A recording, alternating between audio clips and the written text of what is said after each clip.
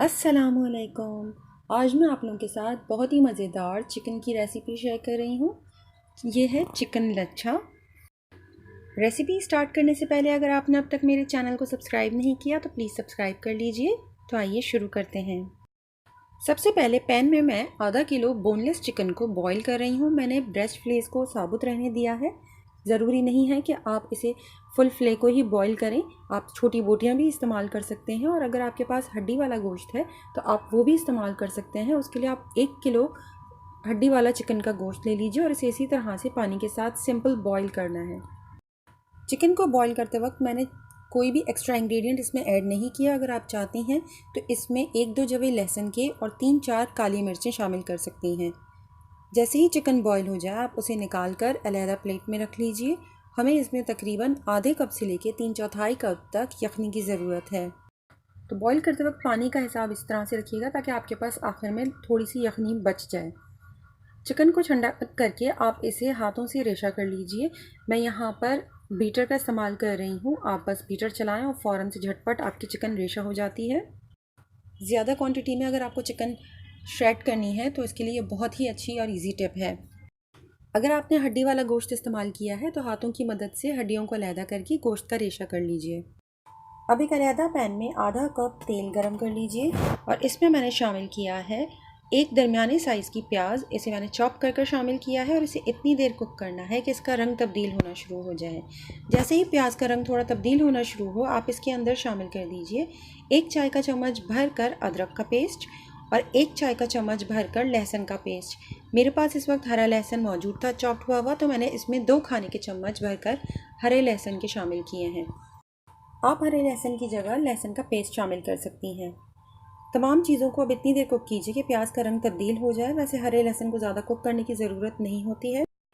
जब प्याज का रंग तब्दील हो जाए तो इसमें शामिल कर दीजिए 1 कप भरकर टमाटर का पेस्ट।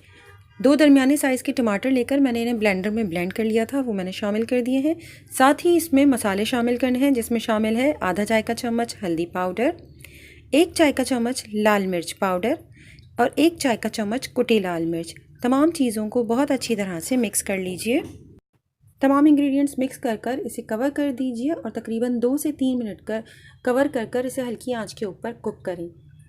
मुझे इसका कलर थोड़ा सा कम लग रहा था तो मैंने इसमें आधा चाय का चम्मच देगी लाल मिर्च का ऐड किया है। इसे भी अच्छी तरह से मिक्स कर लिया। देगी लाल मिर्च या कश्मीरी लाल मिर्च के पाउडर से आपके खाने का रंग बहुत अच्छा हो जाता है लेकिन खाने में इतना तीखापन नहीं आता। 1 मिनट तक इसे कुक करने के बाद इसमें मैं शामिल कर रही हूँ तकरीबन 6 खाने के चम्मच फेंटा हुआ दही। बिगिनर्स के लिए बता रही हूँ कि दही जब भी खाने में ऐड किया करें तो प्लीज़ उसे पहले फेंट लिया कीजिए और दही शामिल करने के बाद जब तक आपकी ग्रेवी में बॉयल ना आ जाए तब तक मुस्तकिल चम्मच चलाते रहें ताकि दही फटे ना। इसके बाद मैंने इसमें शामिल किए हैं 2 चाय के चम्मच भुना और कुटा हुआ धनिया, 1 चाय का चम्मच भुना कुटा ज़ीरा। तमाम चीज़ों को अच्छी तरह से मिक्स करने के बाद बस इतनी देर कुक कीजिए कि तेल अलहदा होना शुरू हो जाए। जैसे ही मसाले से तेल अलहदा हो जाए आप इसके अंदर श्रेड की हुई चिकन शामिल कर दीजिए और इसे अच्छी तरह से मसाले में मिक्स कर लीजिए। मैं मसालों के साथ इसमें नमक ऐड करना भूल गई थी तो मैं इस स्टेज पर इसमें नमक शामिल कर रही हूँ तकरीबन 1 चाय का चम्मच या आपके हस्ब जायका, लेकिन आप मसालों के साथ इसमें नमक शामिल कर लीजिएगा। साथ ही मैंने इसके अंदर जो लेफ़्ट ओवर हमारे पास यखनी मौजूद थी वो शामिल कर दी है। अब इसे कवर कर हल्की आंच के ऊपर तकरीबन 5 से 6 मिनट के लिए कुक कर लीजिए। 4 से 5 मिनट तक इसे कुक करने के बाद अब इसके अंदर हमें शामिल करना है आधा चाय का चम्मच गरम मसाला पाउडर, 1 खाने का चम्मच कसूरी मेथी जिसे मैंने हाथों में ले लिया है और इसे क्रश कर शामिल कर रही हूँ। इस तरह इसकी खुशबू और ज़्यादा निकल कर आती है।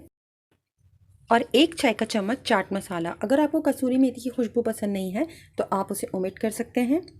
सबसे आखिर में इसमें ऊपर से मैं तकरीबन 1/4 कप हरा धनिया चॉप कर शामिल किया है।